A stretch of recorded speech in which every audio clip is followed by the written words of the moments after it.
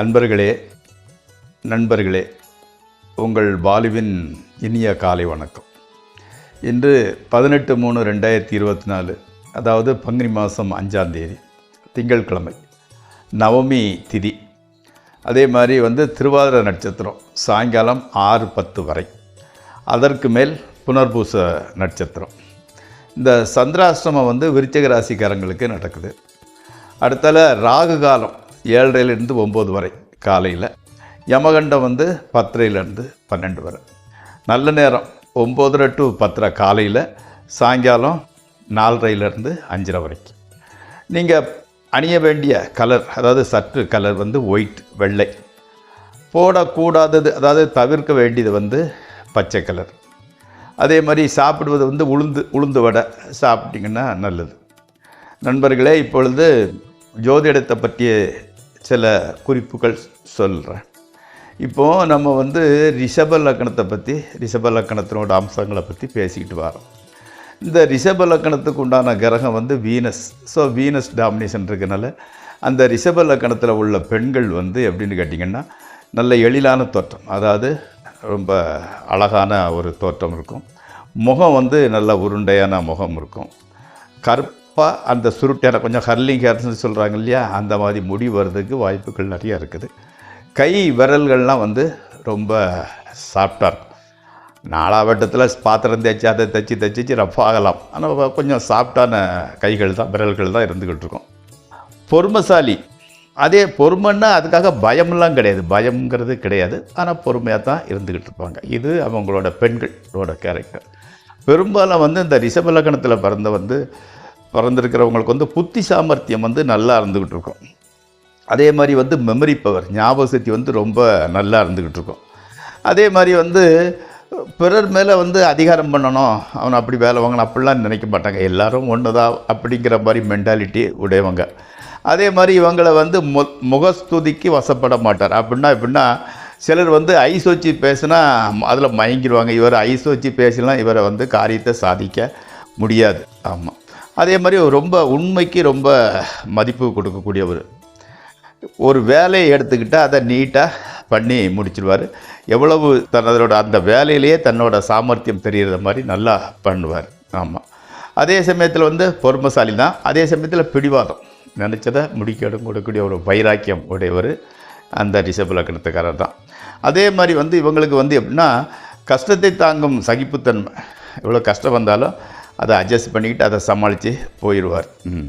அதே மாதிரி அந்த யாராவது புத்திமதி சொன்னால் கூட அதில் நல்ல ஐட்டம் இருந்தால் அதை கேட்டுக்கிடுவார். அவன் என்ன சொல்கிறது, நம்ம என்ன கேட்குறதுங்க மாதிரிப்பட்ட மென்டாலிட்டி கிடையாது. ஆமாம். எதுவும் எப்படின்னா சாஃப்டாக டீல் பண்ணுவார், ரொம்ப ரஃப்பாக போகிறதில்ல. அதே மாதிரி அலைஞ்சி திரிஞ்சு செய்கிறதோ, உடம்புக்கு கஷ்டத்தை கொடுக்க வேலையோ செய்கிறதில்ல. சும்மா நிழலில் உட்காந்துட்டு உடம்புல வேறு வராமல் செஞ்சு முடிக்கணுங்கக்கூடிய ஆள் இவர். அதே மாதிரி எப்படின்னா எவ்வளோ தான் ஒருத்தருக்கு கஷ்டம் வந்தால் கூட அலட்டிக்க மாட்டார். பார்த்துக்கலாம், நம்மளுக்கு மிஞ்சி எங்கே போகிறதுங்கிற மாதிரி மென்டாலிட்டி உடையவர் அந்த. அதே மாதிரி இவருக்கு நடுவயசு, அதாவது 30-35 வயதில் சொந்த வீடு வாகனம் நல்லபடியாக அமையும். அதே மாதிரி கிடைத்ததை கொண்டு திருப்தி அடையக்கூடிய மென்டாலிட்டி. அதனால் வாழ்க்கையில் பெரிய மாற்றங்கள்லாம் ஏமாற்றங்கள்லாம் வர்றதில்லை, அப் அண்ட் டவுனும் வர்றதில்லை. ஆமாம். அதே மாதிரி இவருக்கு எப்படின்னா ஒரு அந்த கடன் வாங்கி முதலீடாக வைக்கக்கூடாது. மேக்சிமம் கடன் வாங்கிறத தவிர்த்துருங்க. ஆமாம். இவருக்கு இனிப்பு பொருட்கள், ஸ்வீட் சாப்பிட்றதுல ரொம்ப இஷ்டம் இருந்துக்கிட்டு இருக்குது. அதே மாதிரி வெளிப்படையாக பேசிடுவார், ஒளிமுறை பேச்சு கிடையாது. நல்ல கேரக்டரு. ஆமாம். நிம்மதியான வாழ்க்கை, ஸ்மூத் சைலிங், பெரிய அளவு அப் அண்ட் டவுனுங்கிறதெல்லாம் வர்றதில்லை. நண்பர்களே, இதுதான் ரிஷப லக்கணத்திலோட முக்கியமான சில கேரக்டர்ஸ். ஸ்டடியாக இதை படிச்சிங்கன்னா கேரக்டர் எப்படி இருக்குன்னு நம்ம புரிஞ்சுக்கலாம். இதற்கு மேல் 12 ராசிகளுக்கு உண்டான பலன்களை பார்ப்போம்.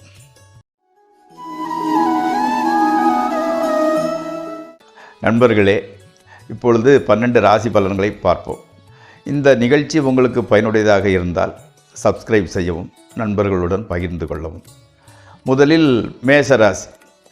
வேலை பார்ப்பவர்களுக்கு வேலையில் தான் கொஞ்சம் டென்ஷன் ஜாஸ்தி இருந்துக்கிட்டு இருக்கு, ரொம்ப அதிகம். ஆமாம். பட் குடும்பத்தில் சந்தோஷமான சூழ்நிலை தான் இருந்துக்கிட்டு இருக்குது. கணவன் மனைவி ரிலேஷன்ஷிப் நல்லா இருந்துக்கிட்டு இருக்குது. அந்த டைஜஷன் ஆர்கன்ஸ் வந்து கொஞ்சம் வீக்காக இருந்துக்கிட்டு இருக்கு. அதனால் வந்து எப்படின்னா வெஜிடபிள்ஸ் காய்கறிங்க ஜாஸ்தி எடுத்துக்கோங்க. அடுத்து ரிஷபராசி. பணவரவு ஓகே, குழந்தைகள் உடனல்ல கொஞ்சம் அக்கறை எடுத்துக்கோங்க. அதாவது வந்து பர்டிகுலராக கூர்மையான ரொம்ப ஷார்ப்பான பொருட்களை வச்சு விளையாட விடாதுங்க. அதை எடுத்து அதுக்கு எட்டாத இடத்துல வச்சுக்கோங்க. ஆமாம், மனைவிக்கு வந்து உங்கள்கிட்ட பேசக்கூட நேரம் இல்லை, வேலை வந்து சரியாக இருந்துக்கிட்டு இருக்குது. ஸோ வீட்டில் வந்து மகிழ்ச்சியான ஒரு சூழ்நிலை தான், ஒன்றும் பிரச்சனை கிடையாது. அடுத்து மிதுன ராசி. மிதுன ராசிக்கு வந்து எப்படின்னா தாய், வாகனம், வீடு, நிலம், சுகம் எல்லாத்துலேயும் உள்ள பிரச்சனைலாம் ஓரளவு ஒரு ஃபைனல் முடிவுக்கு வருது. நாம் மனைவியின் மூலம் பொருள் வரவு வருகிறது. தொழில் வந்து நல்லா தான் போய்கிட்டு இருக்குது. தொழில் மூலம் வந்து அதிக அலைச்சல் இருந்துக்கிட்டு இருக்குது. அதே மாதிரி வந்து முஸ்லீம் ஃப்ரெண்ட்ஸனோட கான்டாக்ட்ஸ் வந்து எப்படின்னா தொழிலை வெற்றிகரமாக முடிக்கிறதுக்கு ரொம்ப சப்போர்ட்டிவாக இருந்துக்கிட்டு இருக்குது. ஓகே. அடுத்து கடகராசி. இந்த வேண்டாத செலவுகளை குறைத்து கொள்ளுங்க. அதே மாதிரி வந்து மாணவர்களுக்கு வந்து எஜுகேஷன் கல்வியில் வந்து ஆர்வம் ஜாஸ்தி இருந்துக்கிட்டு இருக்குது. ஆமாம், அதே மாதிரி வந்து உத்தியோகம் பார்ப்பவங்களுக்கு சின்ன சேஞ்ச், இடம் மாற்றம் இருந்துக்கிட்டு இருக்குது. கணவன் மனைவி உறவில் வந்து சிறு பிரச்சனை. அதே மாதிரி என்னென்னா நீங்கள் அதில் என்ன பண்ணுறீங்கன்னா கோபமாக பேசி அந்த பிரச்சனையை அப்படியே பெருசுபடுத்திக்கிட்டு போகிறீங்க. பொறுமை மிகவும் அவசியம். ஓகே. அடுத்து வந்து சிம்மராசி. சிம்மராசிக்காரங்களுக்கு உடல் நலத்தை கருத்தில் வச்சுக்கோங்க. நண்பர்கள் நல்லவம்னு நம்புகிறவங்க நீங்கள் நினைக்கிறவங்களுக்கு நல்லவர்கள் அல்ல. அது புரியுது இப்போ தான் உங்களுக்கு. இனிமேலாவது ஜாக்கிரதையாக இருந்துக்கோங்க. கடவுள் அருளால் இனி எல்லாமே நல்லபடியாக தான் நடக்கும். சென்னை, பாண்டிச்சேரி, பாம்பே இந்த மாதிரி சீசோரி ஏரியாவுக்கு போகிறதுக்கு உண்டான ஒரு சூழ்நிலை வந்துக்கிட்டு இருக்குது. அடுத்து கன்னிராசி. அந்த ட்ரேடிங் பண்ணுறவங்க வந்து கொஞ்சம் ஜாக்கிரதையாக பண்ணுங்க. ஆமாம், மனைவி பேச்சை கேட்டு நடப்பதாக பெற்றோர் வந்து உங்கள்கிட்ட குறை சொல்கிறாங்க. அவள் பேச்சை கேட்டு நீ டான்ஸ் ஆடுற, நீ அப்படி பண்ணுற, எங்களை பார்க்க மாட்டேங்கிற மாதிரி குறை சொல்லிக்கிட்டே தான் இருந்துக்கிட்டு இருக்கிறாங்க. தொழில் வந்து லாபம் குறையிறதில்ல, அது ஒழுங்காக தான் வந்துக்கிட்டு இருக்குது. ஓட்டப்பந்தயத்தில் வந்து வெயிட்டை தூக்கிட்டு ஓடுற மாதிரி நீங்கள் ஒரு ஃபீலிங் உங்களுக்கு, என்னடா இது எவ்வளோ கஷ்டப்படுதோமோ அதுக்கு தகுந்தபடி ரிசல்ட் வரலங்கிற மாதிரி ஒரு ஃபீலிங் இருந்துக்கிட்டு இருக்குது. நம்பிக்கை தான் வாழ்க்கை, கண்டிப்பாக ஜெயிப்பீங்க, நம்புங்க. அடுத்து வந்து துளாராசி. வாலிப வயதினர்களுக்கு காதல் உதவியாகும் நாள் இது. இன்றைக்கி வந்து முக்கியமான ஆளை சந்திக்கிறீங்க. இன்றைக்கி தான் உங்களுக்கு முதல் காதல் அரும்புகிறது. உத்தியோகத்தில் உள்ளவங்களுக்கு வெளிநாட்டு வாய்ப்பு சான்சஸ் ஆர் தேர், நல்லா வந்துக்கிட்டு இருக்குது. அதே மாதிரி வந்து காலில் வந்து பித்த வெடிப்பு கொஞ்சம் தொல்லை கொடுத்துக்கிட்டு இருக்குது. ஸோ ஏதாவது இந்த சைபால் கீபால்னு விற்கிறாங்க இல்லையா, அதை போட்டுக்கிட்டு அதை மறக்காமல் போட்டுக்கோங்க. அதே மாதிரி வந்து கோவிலுக்கு செல்றதை மட்டும் நீங்கள் விட்டுற வேண்டாம், கண்டினியூஸாக போய்கிட்டு இருங்க, உங்களுக்கு நல்ல மாற்றங்கள் வருகிறது. அடுத்து விருச்சிக ராசி. அதே மாதிரி வந்து இந்த வரவும் செலவும் கரெக்டாக ஈக்குவலாக இருந்துக்கிட்டு இருக்குது. அதே மாதிரி வந்து அலைச்சல் திருச்சல் வந்து கொஞ்சம் ஜாஸ்தியாகிட்டு இருக்குது. விவசாயம், நில சம்மந்தப்பட்ட தொழிலில் உள்ளவங்களுக்கு பரவாயில்ல, அந்த லேண்டு அக்ரிகல்ச்சர் சம்மந்தப்பட்டவங்களுக்கு ஓரளவு தொழில் பரவாயில்லாமல் நடந்துக்கிட்டு இருக்குது. இந்த மென்டலி டிஸ்டர்பன்ஸ், மனதில் வந்து ஒரு கன்ஃபியூஷன், குழப்பம், ஏதேதோ யோசனைகள் வந்துக்கிட்டு இருக்குது. ஆனால் ஒய்ஃபுனோட பேச்சு சற்று ஆறுதலை தருகிறது. என்னங்க நம்மளுக்கு மிஞ்சி இங்கே போகிற நம்ம சமாளிச்சுக்கலாம், நீங்கள் ஒன்றும் டென்ஷன் படாதாங்கன்னு அவங்க சொல்கிறது உங்களுக்கு ஆறுதலை கொடுக்கிறது. அடுத்து வந்து என்னென்னு கேட்டிங்கன்னா தனுசு ராசியை பார்ப்போம். தனுசு ராசிக்கு வந்து ஒய்ஃபுனோட உடம்பு கொஞ்சம் பரவாயில்லை. ஆமாம், அதே மாதிரி ஜாப்பில் வந்து பெரிய அளவுக்குலாம் ஒன்றும் சேஞ்சஸ் இல்லை. எதிர்பார்க்குற பணம் வந்து கண்டிப்பாக வந்து சேர்ந்துருது.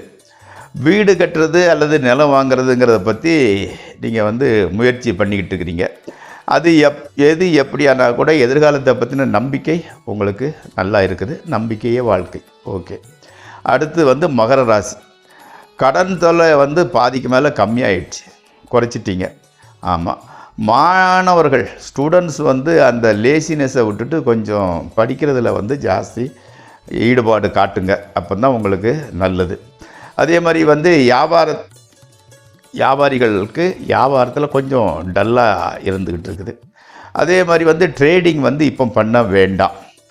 உங்களுக்கு வந்து எப்படின்னா ஒரே ஆறுதல்னா குழந்தைகளோட புத்திசாலித்தனம், அது பேசுகிறது அது செய்கிறது பார்த்தா உங்களுக்கு ரொம்ப ஆறுதலாக இருக்கிறது. அடுத்து கும்பராசி. அதாவது வந்து பெண் குழந்தை பிறக்கிற குழந்தை வந்து பெண் குழந்தையாகத்தான் இருக்கிறது. அடுத்தால வந்து எப்படின்னா அதாவது மனைவியிடம் வந்து நண்பர்கள் வந்து நல்லவங்க இல்லை, பேச்சை குறைச்சி கொள்ளுன்னு புத்திமதி சொல்கிறாங்க. யார்? உங்களோட ஒய்ஃபு உங்களுக்கு அந்த மாதிரி புத்தி சொல்கிறாங்க. ஓகே, சரின்னு தலையாட்டிக்கோங்க. அடுத்தால வந்து உடன் பிறந்தவர்கள் உங்கள் பேச்சை கேட்டு நடந்துக்கிறாங்க, அவங்க கூட பிறந்தவங்க. ஆமாம், பெற்றோர்கள் வந்து ஆரோக்கியம் கூட பரவாயில்லை. ஸோ இந்த பொழுது பெரிய பிரச்சனை இல்லாமல் கழிந்து போகிறது. அடுத்து மீனராசி. உத்தியோகம் நல்லா தான் போய்கிட்டு இருக்குது, பணப்பழக்கம் கூட நல்லா தான் இருந்துக்கிட்டு இருக்குது. இந்த சின்ன சின்ன பிரச்சனைகள்னு பெருசாக எதுவும் வரல.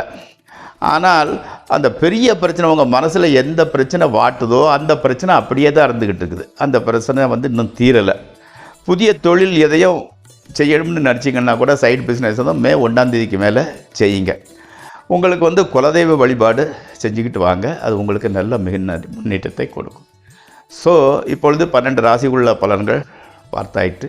இதற்கு மேல் நாளை உங்களை மீண்டும் சந்திக்கிறேன். உங்கள் பாலு.